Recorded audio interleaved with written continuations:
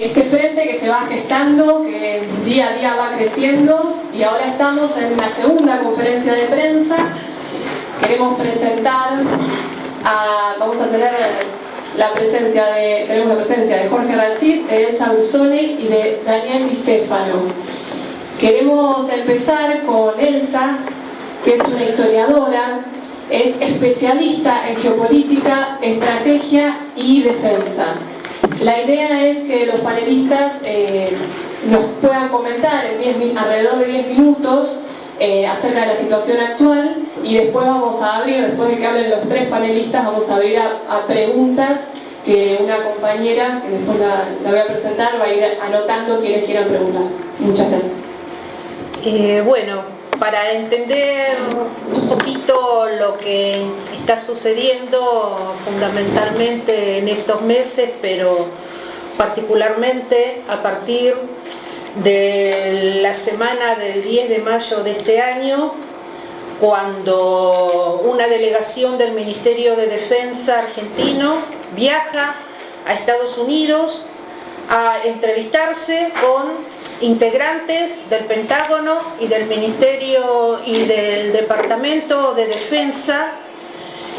norteamericanos para realizar una serie de encuentros y fijar una cooperación militar entre Argentina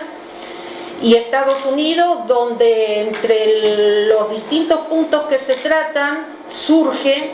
el tema de la instalación de bases militares de Estados Unidos en nuestro país. Vamos a tener que retroceder unos cuantos años atrás. Allá por 1999, 2000, 2001, distintos medios de comunicación de Estados Unidos, que fueron replicados por los grandes grupos monopólicos de aquí, de Argentina, comenzaron a instalar la idea de la existencia de células terroristas en la zona de la Triple Frontera. Particularmente se referían a Al Qaeda, pero también dentro del rótulo de terrorismo cayeron dos frentes, que son frentes de liberación en sus respectivos países, que son frentes que están luchando contra el colonialismo, que luchan contra la ocupación, que luchan por la liberación, por la independencia y la soberanía de sus países, que son Hezbollah del Líbano y Hamas de Palestina. Pero el hincapié se hacía sobre todo en la existencia de células de Al Qaeda. Esto era tan irrisorio que cuando uno viajaba a Brasil, o estábamos en Foz do Iguazú, o en Araraquara, o íbamos a San Pablo, los restaurantes tenían platos que se llamaban justamente Al Qaeda, Molotov, terrorista, hermosos carteles con las cataratas del Iguazú y la figura de Osama Bin Laden. Decían, si él eligió las cataratas para descansar, por algo será. Se lo tomaban a risa. En las investigaciones que nosotros realizamos, nos dimos cuenta que el pretexto era porque abajo, y de esto no se hablaba, se encontraba uno de los puntos más importantes de recarga y descarga del acuífero Guaraní, el cuarto reservorio de agua más importante del mundo, de agua subterránea, que compartimos Argentina, Brasil, Paraguay y Uruguay. Por eso también suele llamárselo el acuífero del Mercosur. Y esto iba en un contrasentido a lo que los informes dados a conocer a fines de abril o los primeros días de mayo, a más tardar de cada año, que hacía el Departamento de Estado sobre la situación del terrorismo en el mundo. Resulta que los informes no hablaban de la existencia de células terroristas en la zona de la Triple Frontera, al contrario de lo que decían los medios de comunicación. Este hecho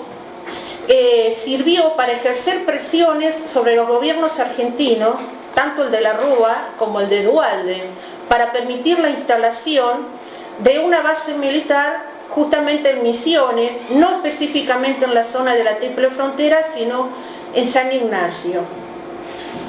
No pudieron instalarla porque hubo negativa por parte de los dos gobiernos. Debemos de ser en este sentido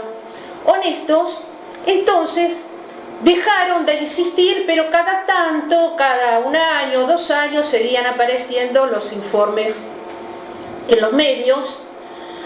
hasta que, para nuestra sorpresa, nos encontramos que en estos acuerdos de mayo se establecía la base, que después me voy a referir en Ushuaia, pero también la base en la provincia de Misiones. Y la sorpresa mayor fue que en los primeros días de junio el Departamento de Estado da a conocer su informe mundial sobre el terrorismo. ¿Y qué dice el informe mundial? Esta vez sí, con respecto a la zona de la Triple Frontera. Estipula que el tráfico de personas que se realiza, es decir, la trata de personas, el tráfico de armas, el tráfico de drogas, son posibles fuentes de financiación para las agrupaciones terroristas y que pueden estar ligados. Pero dice 2 hechos que son más graves todavía. El primero es que toda América del Sur y el Caribe es una zona proclive a la infiltración terrorista, es decir, que ideológicamente somos débiles y estamos en actitud de recibir influencia de las células terroristas. Pero no solamente esto, sino que es muy posible que desde nuestros países haya un financiamiento a estas células, a estos grupos terroristas y específicamente nombran al Daesh o Estado Islámico para los países occidentales y a todo el resto de las agrupaciones terroristas, sin mencionarlas, pero entre las cuales están el Frente Al-Nusra, que es de Al-Qaeda, el Ejército de la Conquista, el Ejército del Islam. Bueno, son como 30 organizaciones las que se encuentran en Siria. Entonces advierten de este peligro, o sea, de la fragilidad en que se encuentra nuestra región. Y el segundo dato preocupante es que dicen que a fines de diciembre del año 2015 el gobierno argentino le informa al Departamento de Estado norteamericano que han detectado transacciones non santas en la zona de la Triple Frontera, transacciones que pueden indicar un financiamiento económico hacia las organizaciones terroristas, particularmente al Daesh. Ya había habido algunos problemas desde antes, porque ya a partir del año 2012 comienzan a quejarse en Estados Unidos de que el diálogo antiterrorista del 3+1 o pacto antiterrorista del 3+1, firmado entre Argentina, Brasil, Paraguay, más Estados Unidos para el control terrestre, aéreo y fluvial de la zona de la Triple Frontera, no estaba funcionando como ellos querían, porque tanto el gobierno brasileño como el gobierno argentino no seguían las pautas y las normas determinadas por Estados Unidos, como que se habían independizado y hacía cosas que a ellos no les agradaban. Pero no menciona terrorismo, sí lo menciona este último informe. Entonces, a partir de esto, y con el pretexto de la lucha contra el narcotráfico y el terrorismo, vuelven a ejercerse las presiones, que yo creo que no fueron tales, sino que creo que ha sido, y me hago responsable de lo que digo, por algunas fuentes que a nosotros nos han informado desde allá, desde el país del norte, que fue un ofrecimiento hecho por el gobierno argentino, no un pedido por parte del Departamento de Estado de la instalación de la base en la provincia de Misiones. Se firman los acuerdos y hay acuerdo. En este momento no están los grandes medios de comunicación, pero toda la provincia de Misiones está levantada. Hay pasacalles colgados en posadas que dicen no a las bases militares en Misiones. Va a haber un encuentro organizado por organizaciones sociales y políticas del campo popular, pero también por la Universidad Nacional de Misiones, en los primeros días de septiembre, donde el diputado también va a participar, y sé que va a estar también en Oberá, en el encuentro de cine y documental que se va a hacer en Oberá, donde vamos a hablar con más detalles, es decir, es un foro donde van a acudir organizaciones de toda la provincia de Misiones para continuar esta batalla. Pero quiero decirles que está Misiones de pie y está batallando. Es una movida en toda la provincia, y esta movida también ha alcanzado a Foz do Iguazú, donde la Universidad de Foz do Iguazú también está implicada en esta lucha y donde también las organizaciones de Paraguay están alertas, porque más allá de que Paraguay se haya transformado prácticamente en una base militar de Estados Unidos, las organizaciones sociales y políticas comprometidas con el campo nacional y popular y latinoamericano en Paraguay también están muy preocupados. Pasando al tema de la base en Misiones, se habla de una base científica para prestar ayuda a todas las expediciones que se realizan en la Antártida. Y realmente cuando nosotros vemos en Ushuaia, la de Ushuaia, para dar ayuda a las expediciones científicas que se van camino a la Antártida, que en realidad no la necesitamos porque ya Ushuaia está funcionando, la misma ciudad, o sea, toda la ayuda, toda la logística que tiene, alcanza y sobra para, digamos, dar la ayuda necesaria a las expediciones científicas que van camino a la Antártida. Y cuando nosotros observamos que en Malvinas tenemos la base militar de Gran Bretaña y de la OTAN, tenemos además un regimiento militar en las Islas Georgias, cuando nosotros observamos que desde Malvinas y desde Ushuaia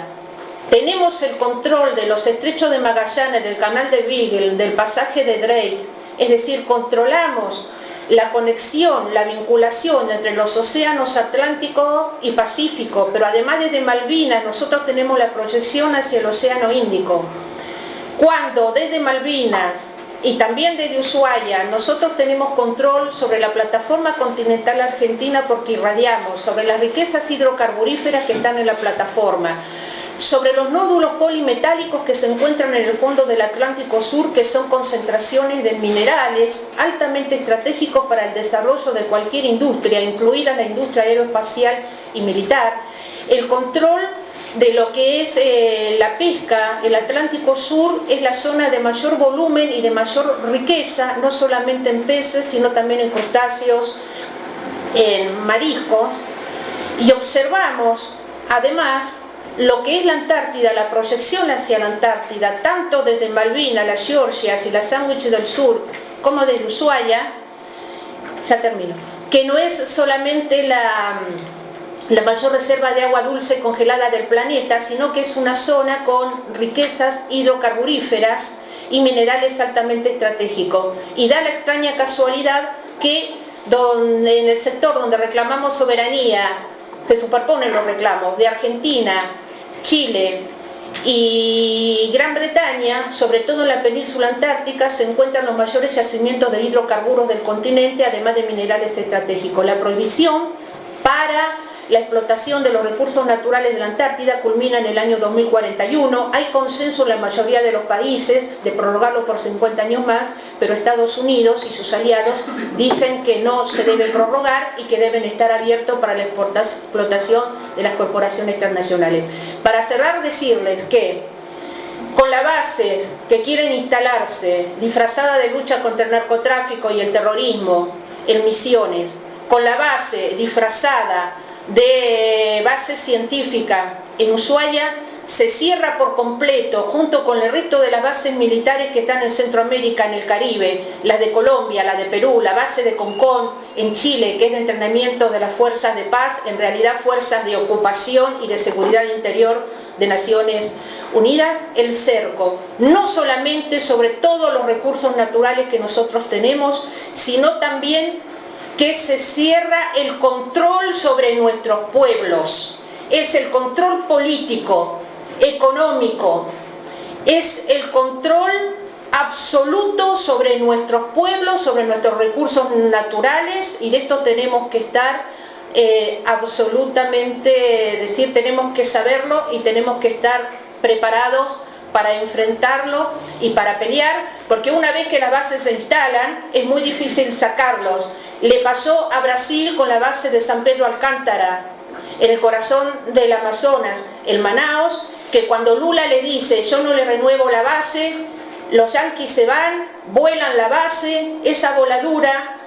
destrozó el prototipo del vector satelital B1 de Brasil y causó la muerte de 23 técnicos y trabajadores de Brasil que estaban en la base. Y cuando Correa le dice el presidente de Ecuador, adiós a la base de Manta. Un año después, el presidente Correa sufre un golpe de Estado orquestado por las fuerzas de seguridad ecuatorianas infiltrados